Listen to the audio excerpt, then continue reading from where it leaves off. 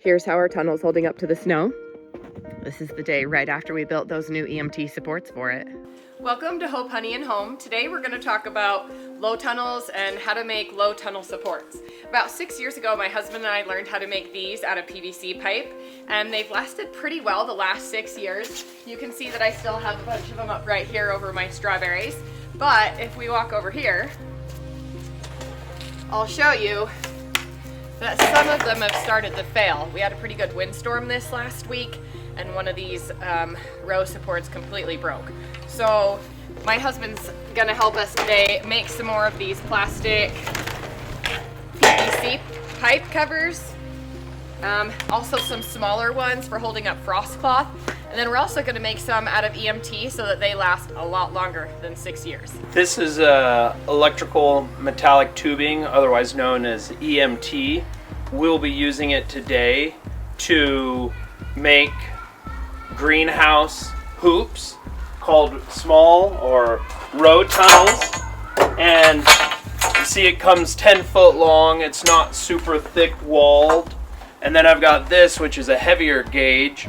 It's a thicker walled pipe. We'll use these on the ends to try and make them stronger. As an electrician, I have these benders. This is a 3/4 inch EMT bender.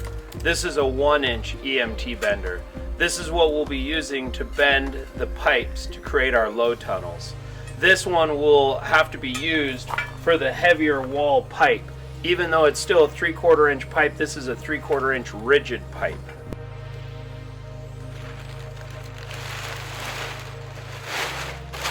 Underneath this painter's plastic is where I use these smaller row tunnel supports. And I use them to hold up frost cloth, and that just keeps the ground even warmer by doing what it says, keeping the frost out.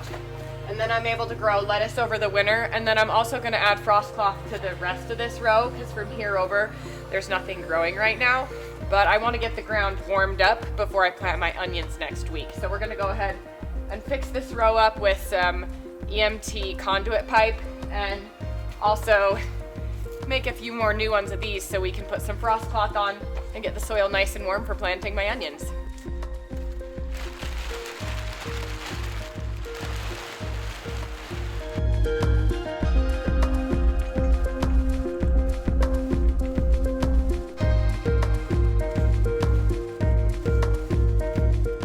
So we're gonna mark the center of this pipe.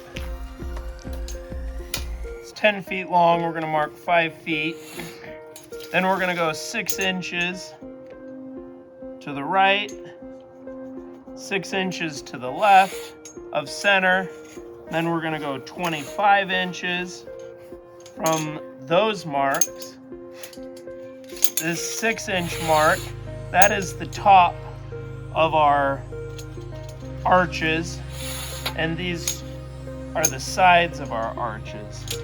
These measurements are the measurements you can use for a 4-foot wide arch.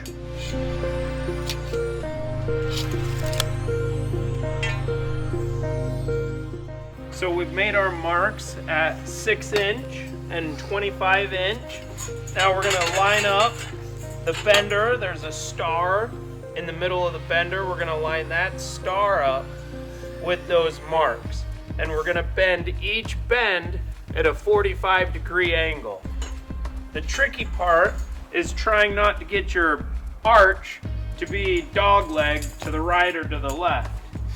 So you get it started, you gotta see where your 45-degree bend is.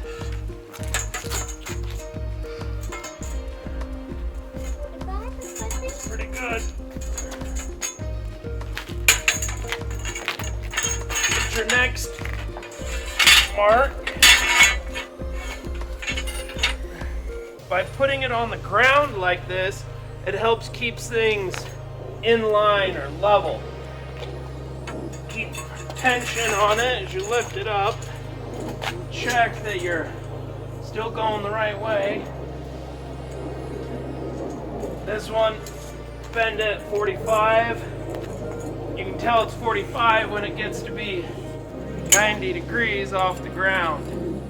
If your ground isn't level, you can't just level this.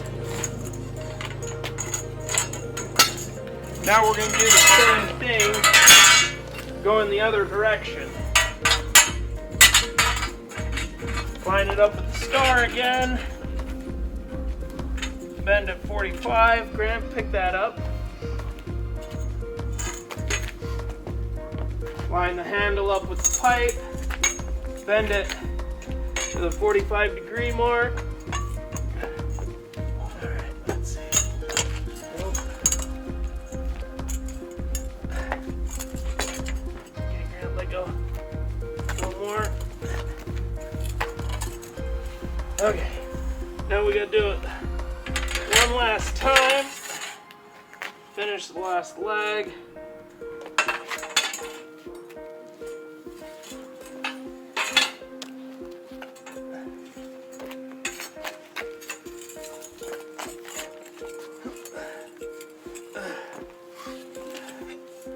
Now, you can pull a measurement here and across the bottom to see how parallel they are with each other.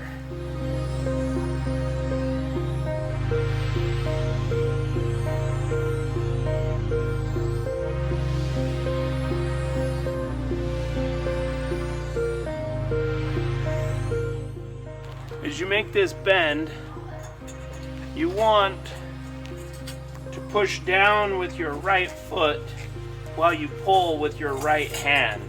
By pushing down, it helps keep you from putting a crease in the bend on the pipe.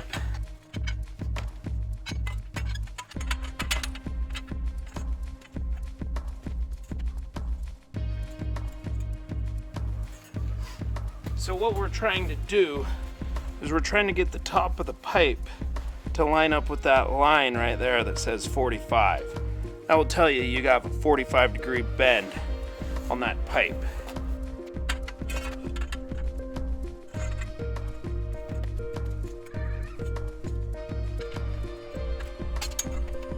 There. Now you can see how you're doing. 47, 46 and a half. So you can just step on this. This pipe is pretty forgiving. You can push it, pull it, lift up, and kind of flex it as need be. The hard part is you can also put a kink or a crease in it if you're not careful. But your plants will never know if it's not perfect. As you bend your pipe, remember to keep the handle facing the center mark. Line up your line with the star on the bender. Keep pressure on the back of the bender with your foot and pull back with your hand. And then you can get your bend.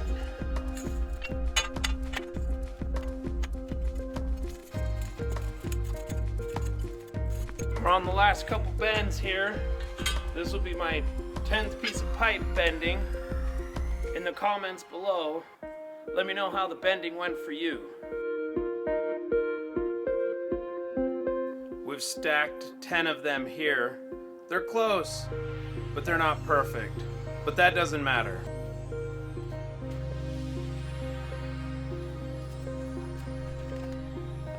So I drilled a hole right there, level it, make a mark here.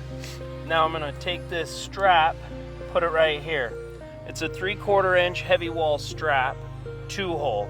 This strap is a little bit larger than the pipe, in hopes that I can screw one here and one here. They'll line up and I'll be able to slide my pipe in and out as I want to remove these hoops for our plastic greenhouse cover here.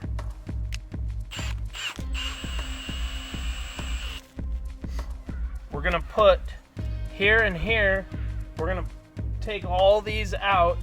These were held in by rebar, which is a way that can be done if you want, but we wanted a system that was a little easier, a little more stable. These have a little bit of play in them. So we're gonna pull all these out, measure it, evenly divide it, make this look good.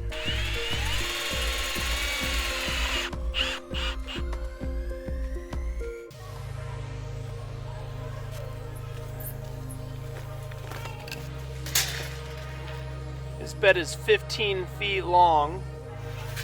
As you can see, galvanized metal. This is a crash rail that they put on the side of the highway. I was able to get some welded ends on it. Super strong, heavy duty, it's gonna last forever.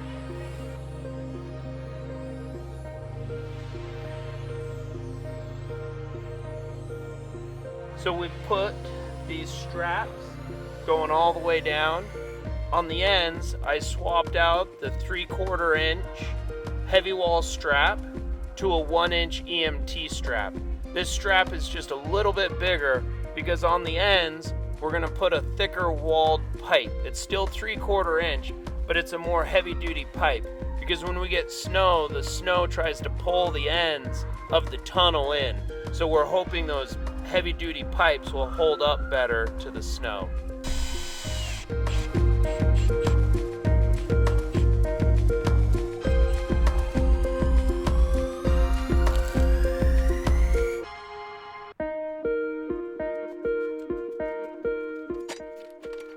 So I've read several of Elliot Coleman's books, and he teaches about using unheated greenhouses and also using low tunnels and having double layers of protection. So I'm using these smaller supports to support my frost cloth, and I'll hold them in place with this rebar. So I'm gonna go ahead and install those. I'll put frost cloth over the top of those, and then on top of that I'll put plastic, and then that'll make my garden think that it's significantly further south, closer to the equator, than it actually is.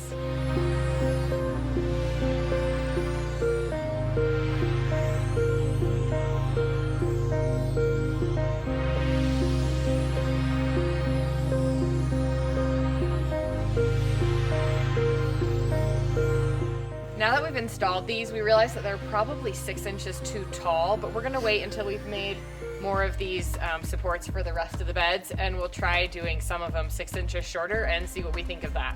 So we're gonna go ahead and put on the plastic over the top of these. We can lean sandbags against them to keep the wind out. And as you can see, the wind's been blowing around this frost cloth, but once we put the plastic on, the wind doesn't bother the frost cloth, so I don't clamp the frost cloth on at all. But I do take these clamps from Home Depot and clamp the plastic to these outer row covers.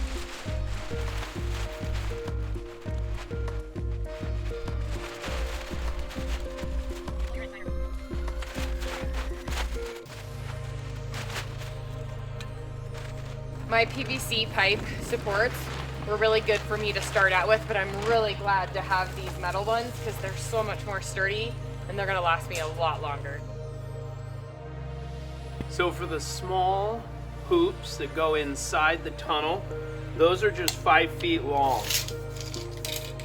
So you can make them 10-foot piece of pipe, cut it in half. You get 2 small hoops out of 1 pipe.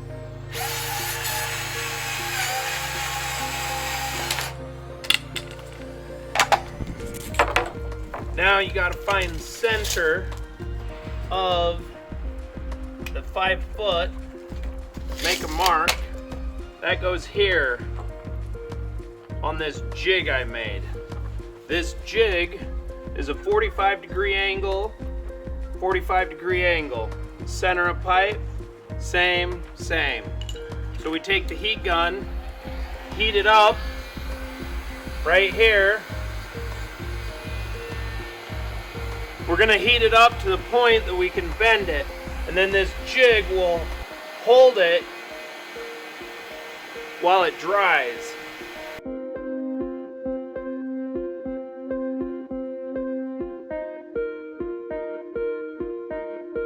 So this jig found center mark, went 2 inches this way,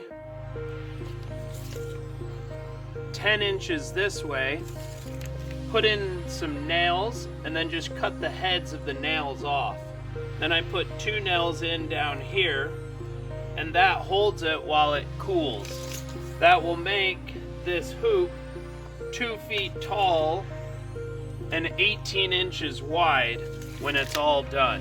Now we'll heat up these 2 bends and wrap the pipe around to this point.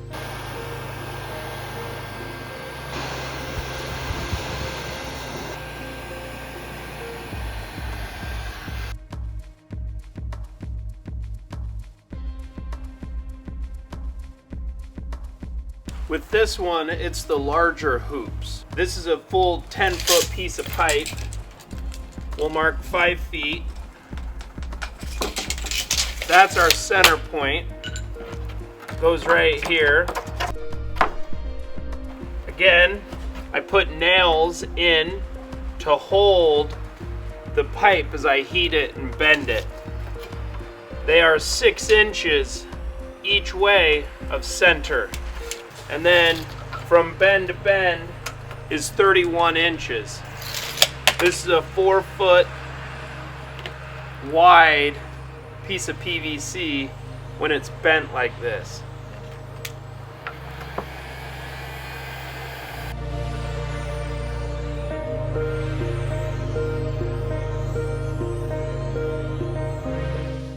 So to make this jig, find center, come over 6 inches, put a couple nails, that'll help hold these while you bend it.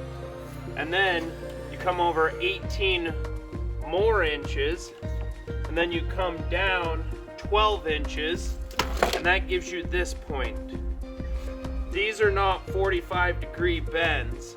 It's a little shallower here and a little steeper here.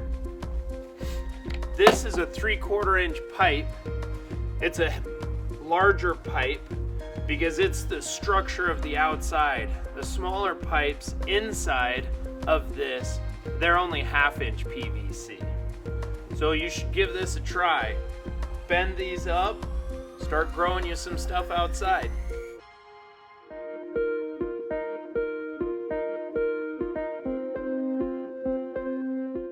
Having 2 jigs is actually helpful because you actually need to leave the PVC pipe on the board to cool for a little while before you heat up and bend the next one. So a lot of times we'll heat up and bend a large, leave it there to cool, and then heat up and bend a small one. We hope that this video has helped you and that you try one of these methods for making some row supports so that you can get started gardening earlier this season.